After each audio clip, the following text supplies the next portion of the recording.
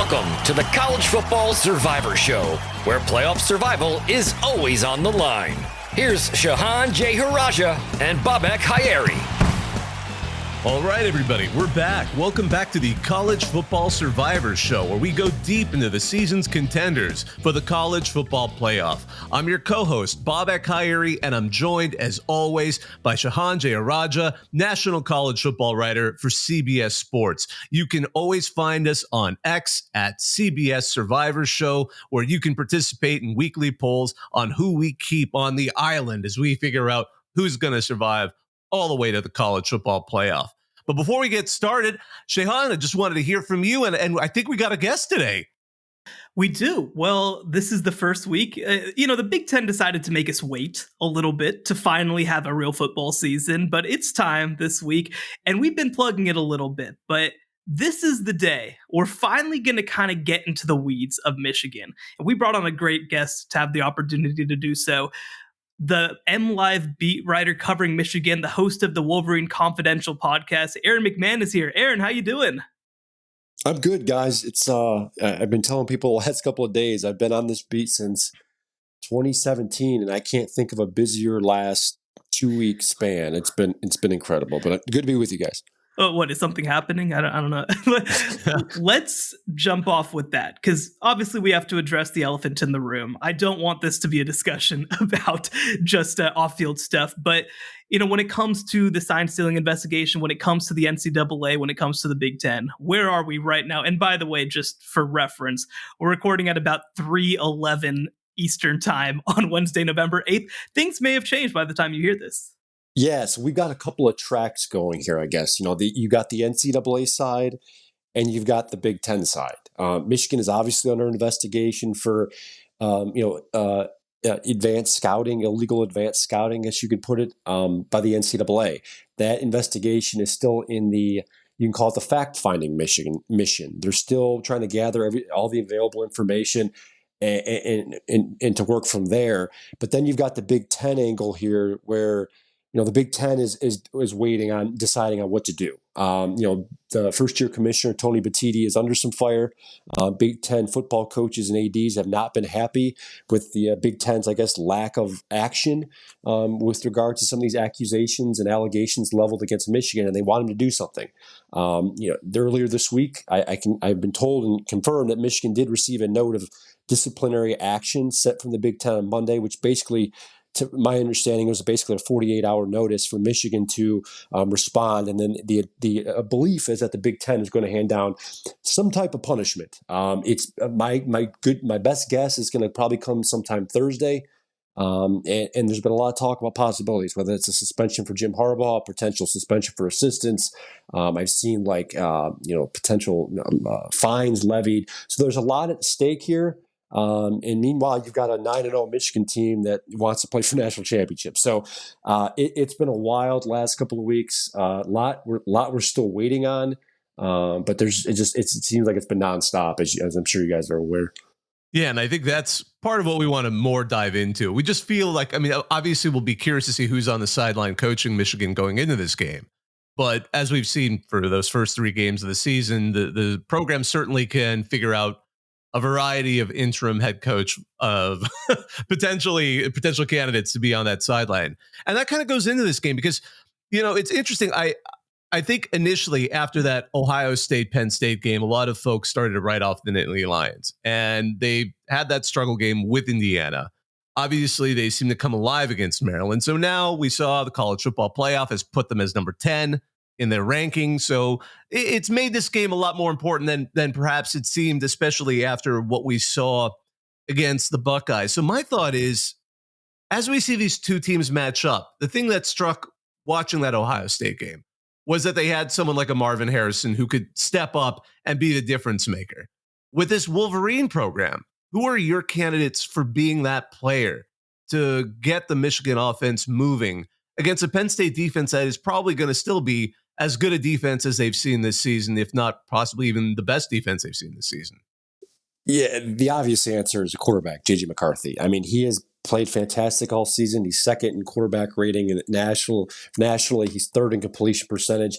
He's kind of really, so far at least, he's been the engine that's kind of made the Michigan offense move. He's played very well this year. He's done it all through the air with his legs. Some of his decision making has been very good, and it's been interesting, right? Because we came into this year looking and thinking of Michigan as this ground and pound style of offense, and that's largely how they've been successful the last couple of years. They're bringing back Blake Corum, they're bringing back Donovan Edwards, two names that are obviously they're very good running backs. But Michigan's offense largely has been successful this year because of the passing game. They brought back a couple of guys, a receiver. They brought back a tight end who was exceptional as a true freshman last year, and they've really kind of used the pass to set up the run as opposed to last year where they were primarily utilizing the run. So, I mean, J.J. McCarthy is going to win or lose this game for Michigan. It's simple as that. I mean, he's had a fantastic start to the year. He's in the Heisman Trophy conversation. And while he might not necessarily be a front runner at this point, just his ability to move this offense and kind of keep them in sync has been, I think, the difference this year. The run game hasn't been what we expected it to be. Yes, Blake Corum he's had a decent year. He's rushed for 18. He's up to 18 rushing touchdowns now. Donovan Edwards has been a little bit of a disappointment. But just the emergence of Michigan's passing game has been a story this year. I mean, they got weapons on the outside who I think many of us were questioning whether they could put it together on a week-to-week basis. Since then, I mean, Roman Wilson's looked fantastic. I mentioned the tight end, Colson Lovin's been great. But I think the real difference maker has been McCarthy, just his ability to fit some of those throws in tight windows, his receivers on the run. And Michigan just looks like a lot more of an explosive offense this year compared to previous years. It's interesting, right? You mentioned, obviously, the run game has been the thing that's powered Michigan for these past 2 years. And it's hard not to look at some of these efficiency numbers, right? I mean, they're averaging close to a yard less per carry than they did last season. What do you think the reason behind some of those struggles, relatively speaking, in the run game are? Yeah, it's probably they're multifaceted. I mean, we just actually, in fact, we learned today that Donovan Edwards has kind of been banged up for most of the year. He hasn't looked like his explosive self, the guy that we saw at the end of last year that rushed for the 2 touchdowns at Ohio State and looked good in the Big Ten title game. So I think it's taken him some time to get going.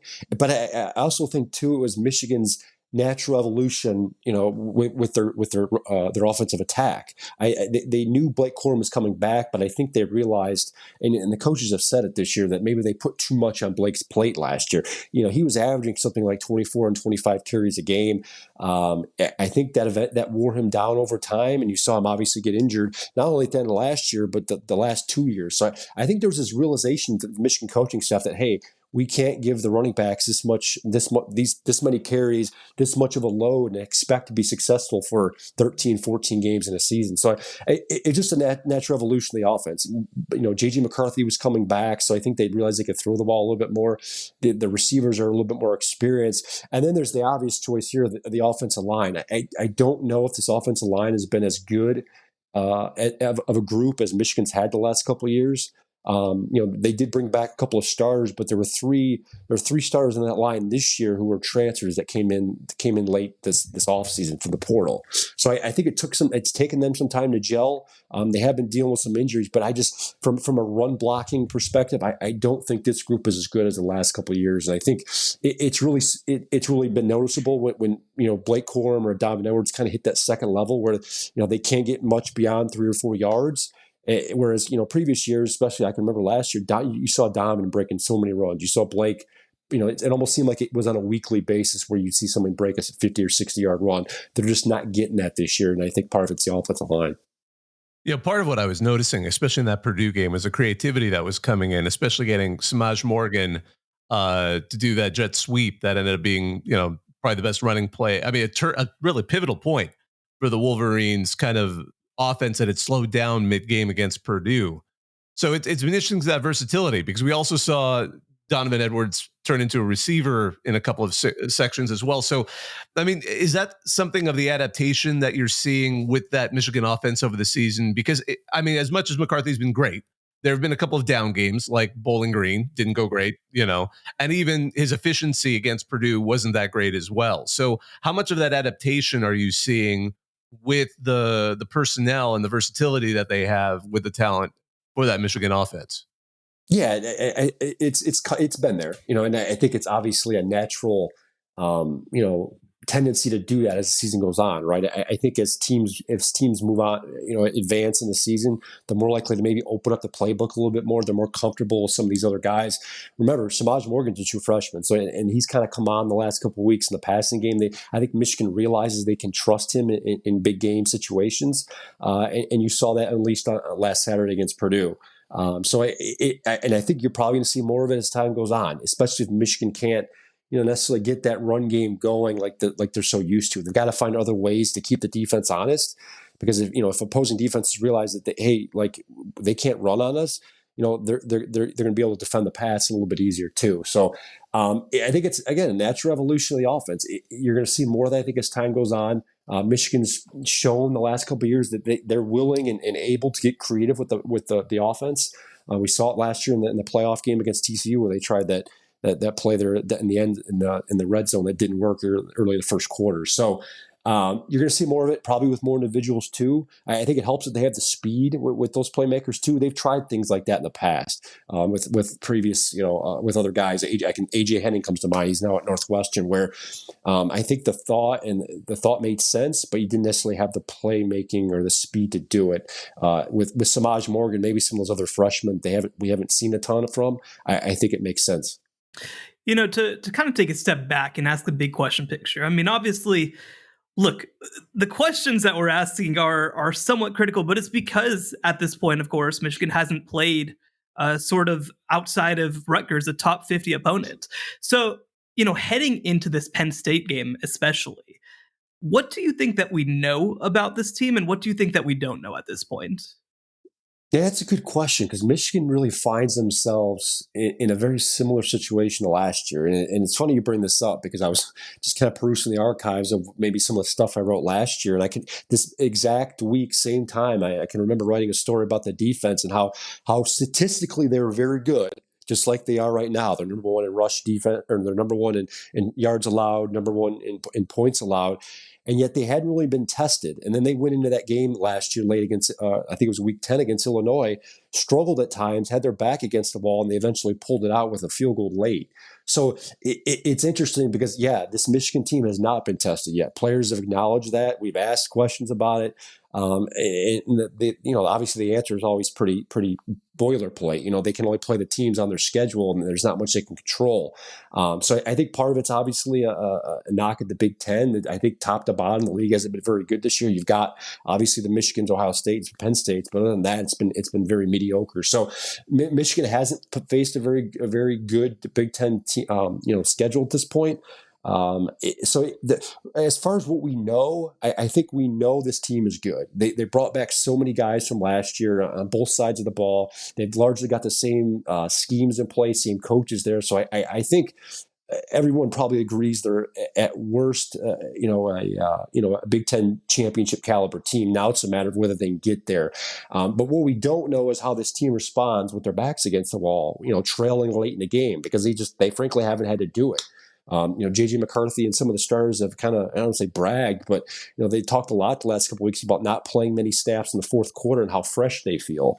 So it's gotten to a point where Michigan's had teams blown out midway through the third quarter, and these games have kind of become rudimentary. We know it's been a week-to-week basis of the same thing. So I'm really curious to see how they respond. Not only against a better team, but on the road in a big environment. Passaic College is a fun place to play. The crowd is loud. The stadium's huge, and it's something Michigan just really hasn't had to face yet this year. Yeah, absolutely. And it's striking you brought that up, because that both Michigan and Penn State have yet to have an opponent score in the third quarter at all this season. And it'll be fun to see if one of them manages to, quite frankly, going into this game. But heading into it, I mean, you've had a chance to talk to some of the Michigan players. What is their approach? What are the things they are trying to correct heading into Happy Valley? I think the first and foremost is the issues with the run game. That's kind of been the top, aside from the off the field stuff this week. That's been the hot topic of conversation in Ann Arbor. Is how does Michigan fix the run game? How do they get more out of it? And I think that's really, it will help determine whether I think Michigan, is successful on Saturday or not. Because it's something Jim Harbaugh harps on nonstop. They like to be balanced. They like to throw for 200 yards and rush for 200 yards. And you can't say there haven't been that many times this year where they've been able to do that. Especially the last couple of weeks, it's been very much so lopsided toward the passing game. So I think Michigan's going to want to try and establish the run game. It's going to be a topic of conversation. It has been. Penn State's very good against the run. And look, that's something I think the Michigan coaches and players kind of hone in on a week-to-week basis, where they like to expose like an opponent's, identify an opponent's strengths and try and beat them there too. So I think that's first and foremost the an offensive side of the ball, and then defensively, I think it's just keeping Drew Aller in check. I think they realize he's a talented quarterback. He's able to make big plays, at times, but it's just like Michigan, he hasn't really been tested a ton either. So, I don't know. Michigan's very much relying, I think, on what they've been able to accomplish so far. McCarthy's talked about refocusing the team and how they didn't feel like they played. They didn't feel like they played a great game on Saturday against Purdue. So I think really the test for them is just coming out and playing a full fourth quarter, something they haven't had to do much this year. When you go into this game and you watch Michigan, I mean, obviously this is a team that a lot of people are considering as the number one team in the country. And, this is a Michigan team that obviously, when they've gotten to the playoff the past 2 years, they haven't made it to that final stage, that national title game. What is the biggest thing that you need to see, whether it's this game or down the stretch, that can give you some confidence that this is potentially a truly national title caliber program? It's a good question, because I think the last couple of years where they've got to the playoffs and lost in the semifinals, they've kind of lost for different reasons, right? When they got there in 2021 and played Georgia just by and large was the better team. They had the better players, the better scheme. They were just frankly the premier program. Last year, I couldn't tell you one person who picked TCU, who could have picked TCU to beat Michigan. I think Michigan was by and large the favorite. The odds makers picked them as the favorite, and you could point to Michigan kind of, they shot themselves in the foot with all the mistakes they made through the J.J. McCarthy's interceptions, the questionable play calling in the goal line, the turnover, the fumble at the 1 yard line. So there were a cavalcade of mistakes that were just uncharacteristic to that Michigan team. And it was something we hadn't seen all season long. Like they went in, they played Penn State and won easily. They went into Columbus and won without issue. And they won the Big Ten championship in a blowout. So it was just the uncharacteristic mistakes that kind of piled up on the playoff stage. That just something that we hadn't seen. So I don't know if anything I see here in the regular season has convinced me otherwise. I'm waiting for them to win just a playoff game. I think if Michigan can get back to the dance and win a semifinal game, whether that's over a Georgia or whoever, a Florida State, I think that would give some folks, especially here in Ann Arbor, more of the confidence that they can actually do it. Nonetheless, I mean, that's the goal this year. That's one of the reasons why so many of these Michigan players came back and didn't declare for the NFL draft, was because that's the end all goal. They want to win a national championship. That's why they're here. Yes, the Big Ten title is great. Beating Ohio State is fantastic, but they're trying to cement themselves as the next Georgia, as the next high profile program. And I think winning on that stage first is key. Heading into this weekend's game, I'm really curious to see some of the matchups that you were looking at. I mean, I know Will Johnson just came off of an amazing game against Purdue, but against Penn State, who on that Penn State program and who on the Wolverines program are you looking forward to seeing play out? Well, I think key here, for Michigan is getting pressure on Drew Aller. I think if they can make him uncomfortable and force him into some questionable throws and force a turnover or two, I think will be a key difference here. You mentioned Will Johnson. He's been fantastic all year. He was banged up early in the year, but he's really come on the last couple of weeks. The interception against against Purdue. I think he had an interception against Michigan State, if I'm not mistaken, a few weeks ago. So, and he not only that, but he's been a guy who's really come on in big games. Even if you go back to last year when he was a true freshman, big game against Ohio State, big game against Purdue in the Big Ten championship. He kind of just shows up in those big moments. So I do think Drew Aller against Michigan secondary is going to be crucial on Saturday. Michigan has shown they can stop the run. They can limit, big gains on the ground. And look, Penn State doesn't have a great running game to begin with. So I think for Michigan's defense to be successful on Saturday, it's going to be forcing Drew Aller to make some quick decisions and get him uncomfortable. But Michigan's defensive line, while they don't have the Aiden Hutchinsons or those David Ajabos or those big names, so to speak, they've done a very good job of forcing quarterbacks to get rid of the ball quickly. The sack numbers necessarily aren't there, but even if you go back to Saturday's game against Purdue, they had to get the ball out quick, and that's kind of been an MO from opponents all season long, is getting the football out quick, because they realize Michigan's got 4 defensive ends, 4 edge rushers who can get to the quarterback at any given down and force some disruption. And they've got guys in the middle of it. So I think Michigan's defensive line against Drew Aller is going to be key, getting pressure on him and forcing some turnovers in the secondary. Let's close with this. So Michigan, of course, 2 straight playoff trips, like I mentioned. Let's say that Michigan beats Georgia this year, or whoever, let's say the big bad is, right? Georgia, Alabama, whoever it is in the playoff. What is the thing that changed versus the last 2 years to make that happen? And you mentioned, 2021, Georgia was just a better team. They had the better scheme, all that sort of stuff. Does Michigan have that in them potentially in 2023? Yeah, I think what would change would be Michigan's, obviously their ability to play on that stage. But the difference in 2021 is I think Georgia just had the size and the physicality and the elite playmaking ability that just superseded anything Michigan had. I think Michigan's done a very good job the last couple of years, a better job at least, of obviously identifying talent, recruiting better, but they've done a good job of developing some of those key spots where maybe they weren't as strong in previous years. For example, they've done a very good job of shoring up the interior of the defensive line.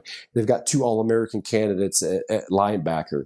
So I think just the winning the one-on-one battles and maintaining and keeping up, I think would be the difference. They were just overpowered 2 years against Georgia, and that certainly wasn't the case last year against TCU. I think they just beat, as I said, they just beat themselves. Because they were able to hang offensively, they were able to keep up. It essentially ended up being a shootout. But no, I think it's the ability to match up one-on-one, prevent the playmakers, and kind of stay mano-a-mano with a Georgia. And I think at the end of the day, if you look at the playoff map right now, Michigan compared to everyone else, I think Michigan wins a head-to-head battle with Florida State. I think they win a head-to-head battle with Ohio State. They've proven they can do that the last couple of years. It's beating the NFL caliber lineups of Georgia, where they're stacked on the lines, where they have elite tight ends. That was really the difference 2 years ago. They just couldn't stop all that, and I think they're better equipped to do that this year. Again, they haven't played much of a power, so it's hard to measure. But I do think they've got better talent. He's Aaron McMann. You can hear him on the Wolverine Confidential podcast. You can read all his coverage for MLive. Aaron, have fun at the game this weekend. It's going to be a good one. Thanks, guys. Thanks for having me. Thank you so much. And we'll be back right after this break. The College Football Survivor Show, where playoff survival is always on the line. So now we're back, and that was a really interesting interview. It was interesting to hear Aaron's perspective heading into this weekend's game, because we've got the big one, the top 10 matchup between undefeated Michigan and one-loss Penn State.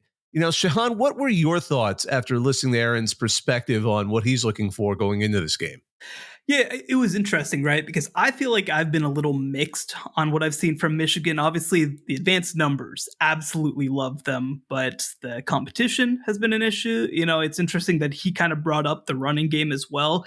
And so it definitely does seem like he had more questions about this team than maybe I expected. I thought that maybe he'd just kind of be like, well, it's been great. It's been perfect to this point, which, on the field and statistically it has. I'm definitely going to be keeping an eye on that running game. We were going to mention some things that we're going to be watching this weekend for Michigan versus Penn State. My number one thing is I want to see how Michigan's run game stacks up against Penn State, because I think that Aaron brought up a good point. They leaned too much at times on their running game last year and overworked Blake Corum, I think, in a lot of ways. And this year, they've tried to move things around. They've really leaned on JJ McCarthy to kind of create space and let Blake Corum and Donovan Edwards come along a little slower. Is this a game where they're able to unleash their full package, where they're able to completely come out and, rush for 5.5 yards per carry like they did all of last year? Or is it going to be a game where they rush for 3 yards a carry and JJ McCarthy has to be the best player on the field? I think that's going to be the difference in this game between whether it's a kind of the Michigan game that maybe we expect or whether Penn State's able to hang around.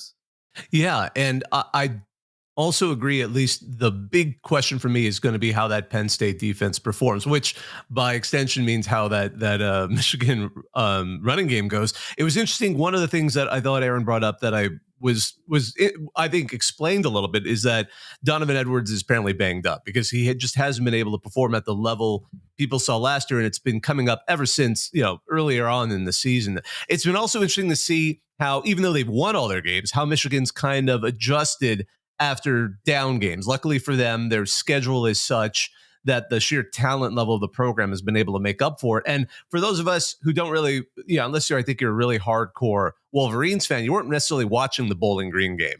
But that was a game where, again, McCarthy threw 3 interceptions and Blake Corum stepped up and kept the offense running. And, Samaj Morgan suddenly appeared as a player, as a freshman, and part of it might have been Harbaugh being there finally after that initial break and being willing to kind of open it up a little bit. But seeing that response, because in the next game they played Rutgers. And then with Rutgers, suddenly everything was fine again. It's like they got all the pieces in play and they were able to, and pardon me, that was when Samaj Morgan played with Rutgers. That was where they were able to kind of get that system going now that they had Harbaugh back and he was willing to open it up with the Rutgers game. So Purdue, they didn't look as strong, but one of the concerns I had looking at that game is, were they playing it conservative intentionally? Because Purdue, they're the spoiler makers. They didn't really threaten them that much. There was kind of a dip in the middle of that game where Michigan kind of didn't quite have their offense rolling. But I'm wondering how much of that was conservative, how much of it was also protecting McCarthy, because they need him. And as Aaron said, he's a pivotal part of that program.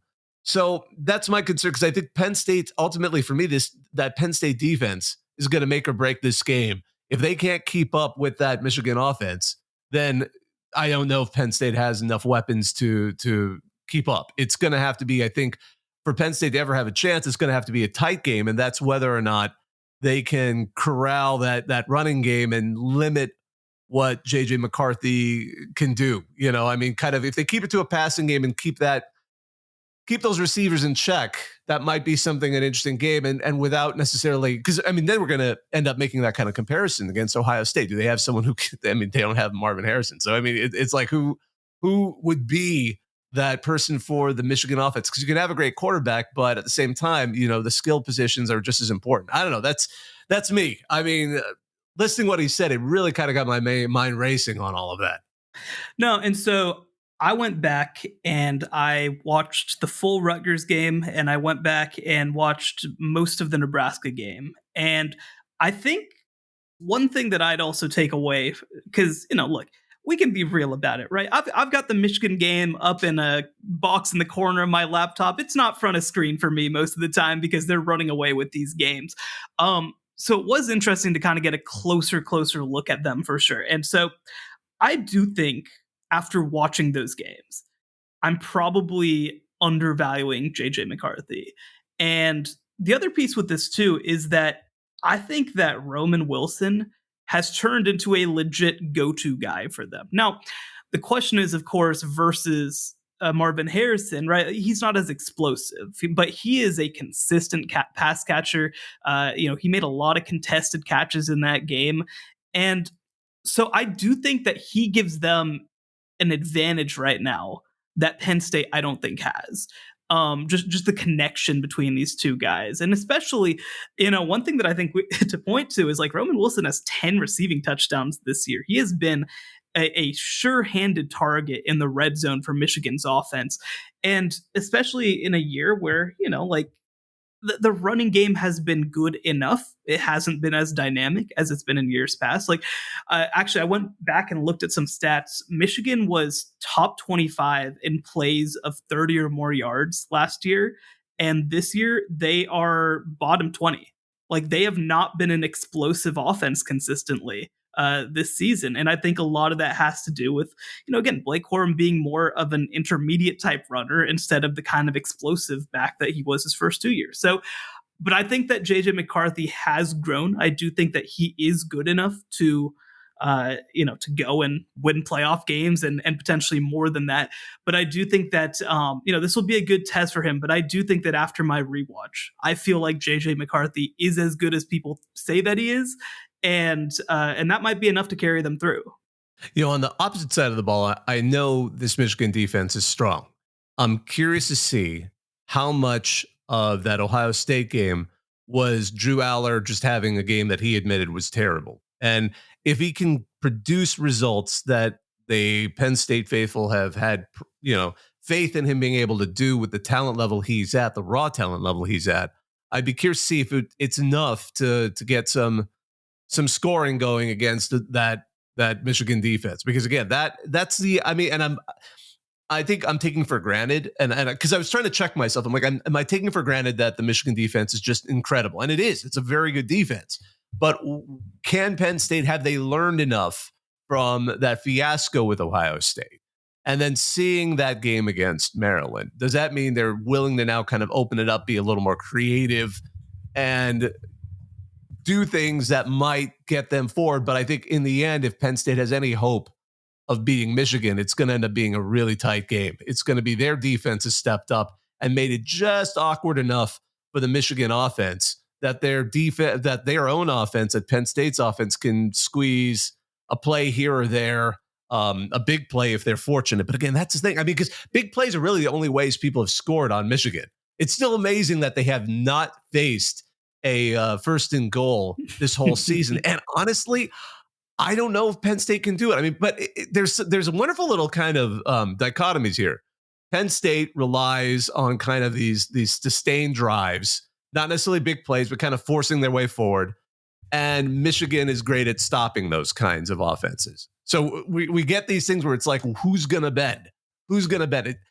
Again, going into this, my with just the talent level and how they're playing, I tend to lean Michigan.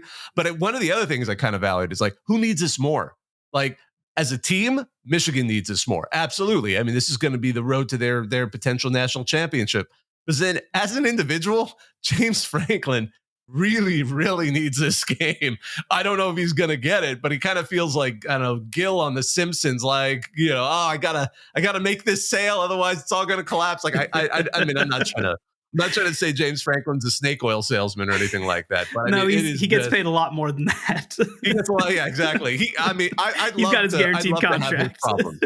I would love to have his problems. I would love to. It's like when people are like, "Oh, I hate the NCAA leader," or "I hate the commissioner," or whatever. I'm like, I'll take that job. You're gonna beat me up for however much you want. I'll take that money. Yeah. Oh God. Yes, we're against the athletes being paid. No, JMU has no point being in the playoff. Blah blah blah. Like, I'll take that money and totally be the pariah of college football. But yeah. No, I think that for me, another thing I'm going to be looking at, right? So Parker Fleming, Stats of War on Twitter, puts out these great graphics every week, a big statistical breakdown. And the first place that my eyes went when I saw that is Penn State defensively allows the lowest passing success rate of any defense in the country. They rank number 1 in opposing passing success rate. Michigan has the number 3 offensive passing success rate. They're successful on 51.3% of their passes. Penn State holds opponents to 35% of their passes. So here's the thing. This could come down to which team runs the ball better on each other. And Penn State, I would argue right now, with the way that they're playing, has, I think, the better set of running backs. Now, I think that Michigan has the better offensive line, but Katron Allen and Nick Singleton are playing at an incredibly high level right now. And so it's going to be, I think, a pretty good matchup. And, let me ask you this. is there anything that could happen in this game that would make you concerned that Michigan is not the team that we think that they are? Well, one of the things, I think if the Penn State offense can start to make an impact on that Michigan defense, I'm going to be really struck by that, because part of it is the Michigan offense is fine. I really don't have much to say about it, but I'm wondering if they can figure out a way to break that open. The Ohio State's, first of all, going to be absolutely paying attention to that. But I'm also curious to see if the Penn State defense can exploit the offensive line of Michigan State, because it is a solid line, but it's not been as strong as it has been. Again, against Purdue, they didn't have their strongest game. So you're going to see a step up in talent with Penn State. If they can exploit that to put J.J. McCarthy under a lot more pressure, force him into mistakes, although he is good on the run. He has proven he can be good on the run. That would also be something I'd be curious to see. If Penn State, with that defensive talent they have, can step up and truly disrupt the offensive line, disrupt the running game, and force Michigan into being more of a one-dimensional offense, I'm going to be very curious to see if that happens, because I think that will be the blueprint for a lot of the teams that Michigan's going to face down the line. And even if Penn State can't make it work, there's going to be, if Michigan keeps winning, they're only going to face better defenses, and they're going to see exactly what's on tape with Penn State. Legally on tape, not going in advance like video tape. I'm like on the TV. Yeah. I love how we have to always qualify that now. Thank you, Michigan. So I think that you're right. I think that offensively, if Michigan has some growing pains and has some struggles, I'm not going to be too concerned. If their defense doesn't look like we expect it to, I think that I agree. That would be a more concerning sign, because there were players who left for the draft last year, right? Mozzie Smith was a great player for this Michigan defense. And like Aaron mentioned, they've had some All-America candidates at defensive tackle, but they haven't been stress tested like they're going to be this week against Penn State. So with all that said, let's go ahead and do it. Okay, we usually don't focus this much, of course, on individual games. Michigan helped us with that because we haven't really been able to talk about them in a real way all year long. But heading into this one, Michigan is a 4.5-point favorite on the road at Penn State. Who you got, and do you have both cover and straight up? On both cover and straight up, I really think Michigan can make this work. I think Penn State was shook too much by that Ohio State game. I think Drew Aller, while it's nice to see him bounce back over a pair of games against, Indiana and which gave them a heck of a game, and then Maryland, it's not the same as going against what we're seeing from that Wolverines defense. I've been impressed by the Wolverines defense, and I think that alone is going to make that game the Wolverines game loose. But I think also with JJ McCarthy, there is enough talent across the board. Even if the running game will be able, I think, do adequately to keep that offense with enough opportunity to score and score more. I don't know if it'll be quite the level of win or blowout that Michigan achieved last year, but I mean, with that 4.5-point spread, I think they'll more than pass that. I would not be surprised if Michigan wins this by 2 scores. So I'm going to pick Michigan to cover as well. I think that it's going to be a very close game late. I think it could actually look a lot like the Penn State-Ohio State game, but I think that maybe it's more of an actual 8-point game instead of like a backdoor cover 8-point game.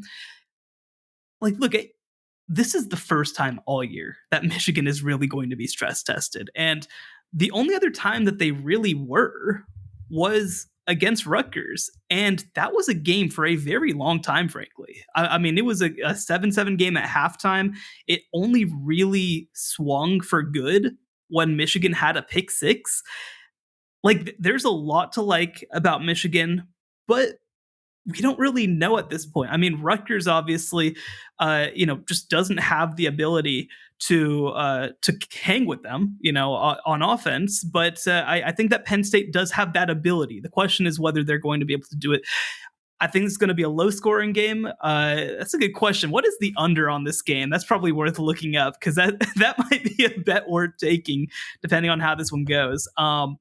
Let's see. The under is 45. I think I'd take that under. I think I would take that under because I would too. Yeah. I would be surprised. I'm expecting a game that's going to be like 20 something to maybe the high single digits or 10 or something like that. That to me would be a very believable game for what we have facing each other. And if Michigan loses, then boom, we know that there's going to be a whole other conversation there. But assuming they win, I think that to me is par. I'm actually fine with that spread, but for me, par is can they win by 2 scores? Sure. Going into this game, and if they don't, then I'm going to have a lot more questions, and then frankly, this Ohio State game is going to become a lot more interesting down the line. But if they surpass that, I'm really then going to be curious how the College Football Playoff Committee reacts next week when they re-rank everything. With that said, I hope that you learned a little bit more about this Michigan team heading into a big matchup this upcoming weekend.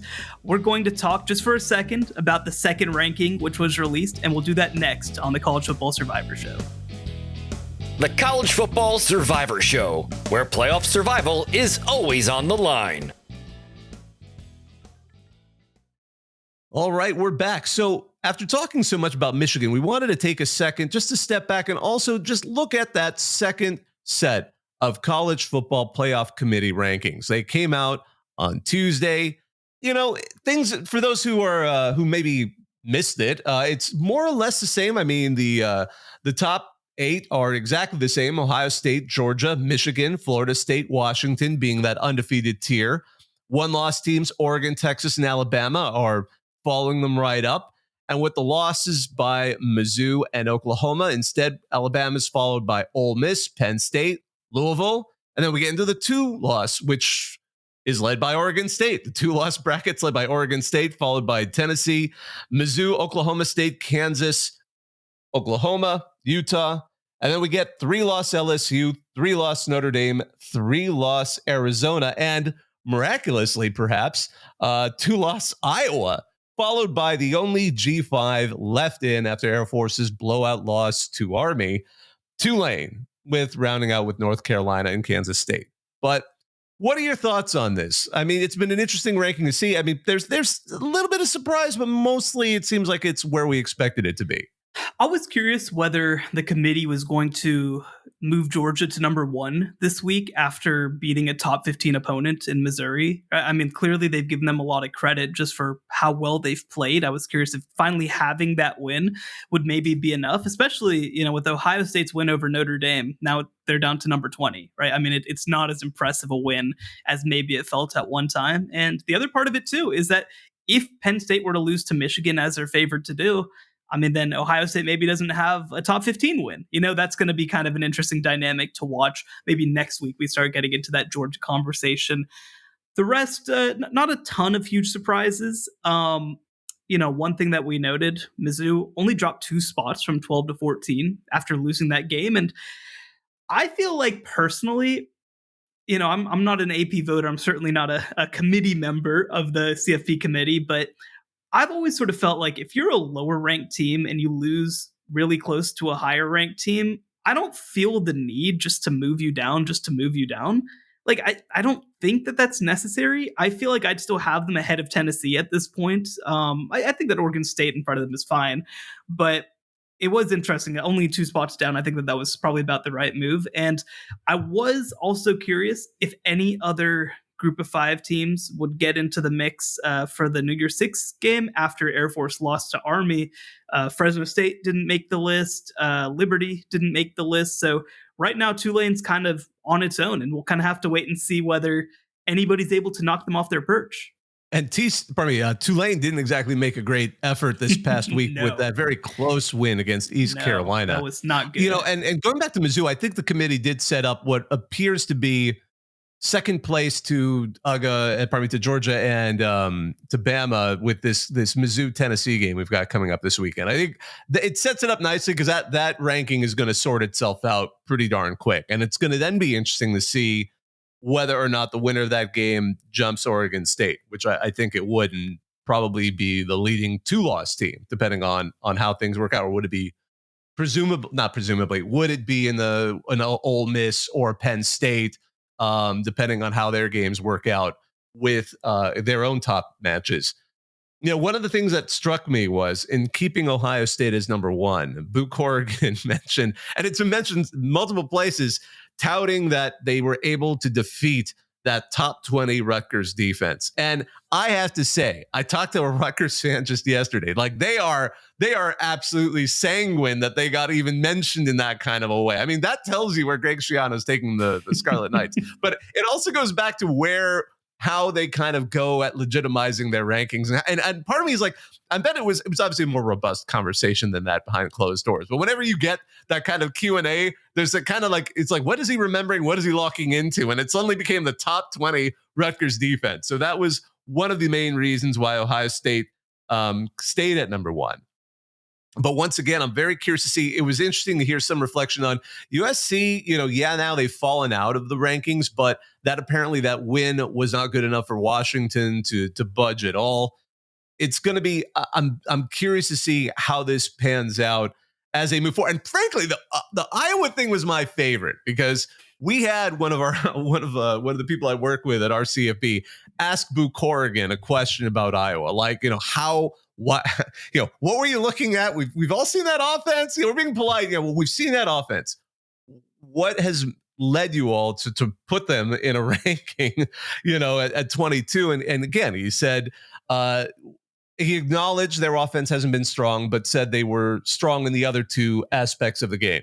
And part of me in my mind was like, okay, but again, did you see the game at Wrigley Field? And what's left of Wrigley Field after they played the game there? But it was interesting to see. I'm curious to see how this works out, and especially as you pointed out, the G5. This has been, I think, a down year for the G5, just overall. I mean, so many of those candidates to maybe break through lost early, and to the benefit of Tulane, which is now, again, they lost that close game against Ole Miss, and if Ole Miss can keep looking decent, especially this weekend, that's only keeping them strong, especially since, again, they didn't have their star quarterback. But this is it. I think overall these rankings are pretty stable. I'm very curious to see how they shake out after this weekend, because we've got enough games coming up where there's some potential movement there. And again, I also want to say one last thing. Really happy to see the Wildcats up there, only because we talked about them a bit before last week. I thought they were going to be the first 3-loss team to be ranked, and they've continued to impress with 3 ranked wins in a row. So they are one of the chaos agents, along with, I'm going to also say, Oklahoma State and Oregon State. Those two are chaos agents out there with their schedules that can absolutely disrupt who makes the playoff. I don't know what you're talking about. Oklahoma State is just good. They're going to win the Big 12. It doesn't matter. There's no chaos here. They're just good. Oh, they're good, but as far as who's going to make the national championship, they can absolutely wreck things, and I know they would love that. And I can't blame them. I think that that's what the fun thing about college football. If your team is doing good, but not necessarily elite great, you're just out there to ruin everyone else's season. And bless you for doing it. That's what makes the game fun. Well, speaking of ruining somebody else's season, it's a good week this week. Obviously, we've touched a lot on Michigan, Penn State, but we've also got Washington playing against Utah. That could be chaos. Florida State against Miami. That one could get a little weird. Georgia, Ole Miss. Oregon playing against USC. Texas versus TCU. It's like a little bit of a weirdo spoiler week. And I think that all the favorites should probably win, but if we're sitting here on Tuesday next week and saying, oh my gosh, this entire thing is different, just don't be too surprised. Who knew that letting go of Alex Grinch caused USC to shut out Oregon? No, that's crazy. 33-7. Can you believe that that's how USC beat Oregon? How did they end up with an Iowa score? How did it end up finishing 7-3? I cannot believe I watched that. No. Oh goodness. Well, if that happens, we'll be sure to talk about it the next time we all get together. So on behalf of all of us here at the College Football Survivors Show, I just want to initially thank. It was great to have Aaron McCann join us earlier for an interview, but we also wanted to thank all of you who listen. You make this show worth it. We like it when you come and participate on our Twitter feed or on X at CFB Survivor Show, in our polls. Send us messages. Wherever you're listening to us, be sure to like, subscribe, and write a review. We love reading them wherever you get your podcasts. It helps people find the show. You can always find Shehan Jayarajah's work at cbssports.com. I'm Bobak Hayeri. Thank you for joining us. The College Football Survivor Show, where playoff survival is always on the line.